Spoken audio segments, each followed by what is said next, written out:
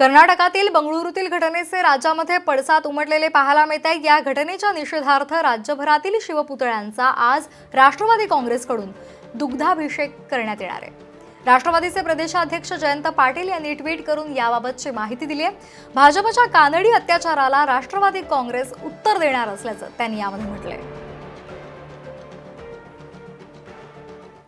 आणि आता बातमी आहे पुण्यातून। केंद्रीय मंत्री अमित शहांच्या पुणे दौऱ्यापूर्वी भाजप आणि राष्ट्रवादीमध्ये वाद झालेला आहे।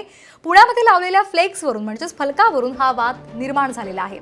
अमित शहा हे पुण्यामध्ये छत्रपती शिवाजी महाराज यांच्या पुतळ्याचं भूमिपूजन करण्यासाठी येणार आहेत, तर डॉक्टर बाबासाहेब आंबेडकर यांच्या पुतळ्याचं अनावरण करण्यासाठी येणार आहेत। पण भाजपनं या फलकावरून महापुरुषांच्या नावाचा केवळ उल्लेख केला, मात्र त्यांचे फोटो न वापरल्यामुळे त्यांनी आक्षेप नोंदवलाय। हा महापुरुषांचा अवमान असल्यानं राष्ट्रवादीने यावर तीव्र आक्षेप घेतलेला आहे। दरम्यान याचा आढावा घेतलाय आमचे प्रतिनिधी अमोल कविटकर यांनी। गृहमंत्री अमित शहा आज पुणे दौऱ्यावरती आहेत आणि त्यांच्या पुणे दौऱ्यात ऐन थंडीत देखील पुण्यातलं राजकीय वातावरण तापलंय आणि हे राजकीय वातावरण तापायला निमित्त ठरलंय पुण्यात भाजपनं केलेली होर्डिंगबाजी।